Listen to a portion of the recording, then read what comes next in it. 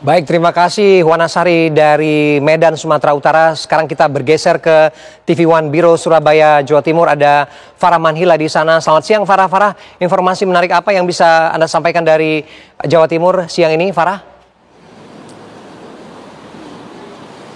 Ya, informasi menarik dari wilayah Jawa Timur, pemirsa. Kompleks Balai Pemuda ini sudah tak asing lagi tentunya bagi warga Surabaya. Sebagian besar warga Surabaya ini juga menyebutnya sebagai alun-alun Surabaya, tempat untuk melakukan pertemuan, menyaksikan pagelaran sebagai tempat rekreasi atau sekadar tempat berliterasi di perpustakaan.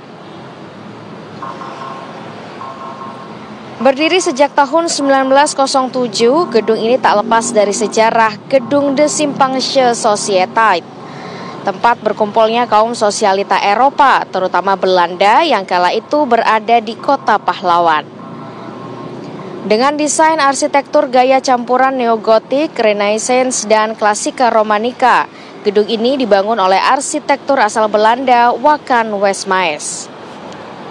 Di era kolonial, para pekerja Eropa kerap kali mengadakan pertemuan seperti perjamuan tamu, bermain biliar, bowling, hingga pesta dansa. Setelah Indonesia merdeka, gedung ini beralih fungsi menjadi tempat pertemuan para pemuda untuk menyusun strategi pertempuran 10 November.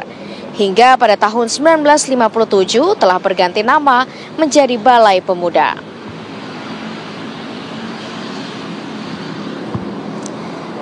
Dan pemirsa, sekarang saya sudah berada di Balai Pemuda atau juga yang biasa disebut sebagai alun-alun kota Surabaya. Tadinya saya ingin mengajak Anda untuk berkeliling untuk melihat bagaimana sebenarnya museum atau lebih tepatnya exhibition hall yang berada di basement Balai Pemuda. Namun sayangnya ini rupanya sinyal tidak memungkinkan untuk mengajak Anda berkeliling. Tapi mungkin saya bisa menggambarkan pemirsa bagaimana kondisi di basement Balai Pemuda exhibition hall, yang mana itu adalah menjadi tempat yang berisi potret-potret aktivitas kaum sosialita Eropa pada kala itu, dan juga barang-barang yang mungkin masih bisa disimpan dan juga bisa dipamerkan dalam exhibition hall. Jika Anda mengunjungi Balai Pemuda Surabaya, pemirsa, ini sebenarnya ada banyak sekali tempat yang bisa Anda pilih selain dari exhibition hall yang berada di basement. Ada juga rumah bahasa, kemudian ada pula perpustakaan, ada masjid dan sejumlah gedung-gedung lain yang memang dimanfaatkan untuk masyarakat melakukan pagelaran atau pertemuan. Nah, untuk mengenang sejarah atau bagaimana awal mulanya terbentuk gedung Balai Pemuda ini, semuanya disimpan ceritanya, biografinya di dalam exhibition hall di Balai Pemuda. Begitu Anda turun di basement, pemirsa, Anda akan disajikan dengan berbagai potret-potret foto aktivitas kaum ekspatriat Belanda, Inggris maupun bangsa Eropa lainnya, mulai dari melakukan aktivitas seperti perjamuan, kemudian mereka kerap kali melakukan aktivitas seperti bermain bowling, biliar, pesta dansa, atau sekedar menyaksikan atau menikmati band yang dihadirkan.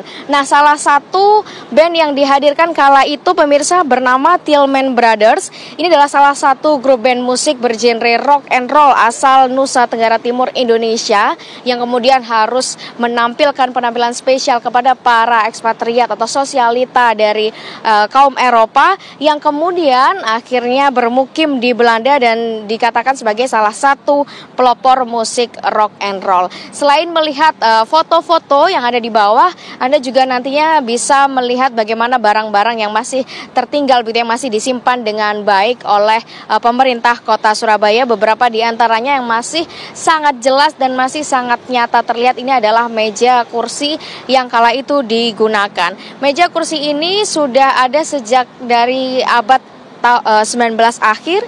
Mejanya didesain dengan gaya Asia yang melambangkan pernikahan dan didesain oleh orang Belanda langsung. Kemudian kursi yang digunakan juga didesain oleh De Citron. Sementara alat makan atau alat minum yang ada di museum atau di exhibition hall ini juga, pemirsa, bisa dilihat secara langsung, yang mana memang setiap peralatan makan itu semuanya dicap atau distempel dengan logo De Simpanse Sociëteit yang menandakan bahwa bahwa ini memang milik kaum sosialita dari Eropa. Logo-logo yang ada di peralatan makan ini pemirsa memang selalu berubah-ubah, namun yang sampai saat ini belum diketahui ialah siapa sebenarnya pembuat logo dari peralatan makan di The Simpangsche Societat. Selain itu pemirsa, yang menarik juga di dalam exhibition ini hall tersebut juga diceritakan bahwa tidak hanya kaum Eropa sebenarnya, tapi juga banyak kaum pribumi yang turut beraktivitas. Namun yang membedakan adalah kaum pribumi kala itu bekerja yaitu sebagai pelayan kafe, juru masak, dan juga pramusaji. Jadi ketika Anda pemirsa datang ke Balai Kota Surabaya, atau maksud kami Balai Pemuda Surabaya, Anda bisa melihat bagaimana sejarah gedung ini berdiri dari mulanya satu gedung, kemudian bertambah ke beberapa gedung lainnya, dan sampai ada basement exhibition hall pada tahun 2019 lalu. Dan baru-baru ini juga pemerintah Kota Surabaya menyebutnya sebagai alun-alun Surabaya, yang rupanya juga sempat dipertanyakan oleh para seniman, yang mana ini memang sebelumnya namanya adalah Balai Pemuda pada tahun 1957. Anda bisa menyaksikan berbagai pagelaran seni yang menarik di Balai Pemuda Surabaya. Demikian informasi dari wilayah Surabaya, saya kembalikan ke rekan-rekan di studio.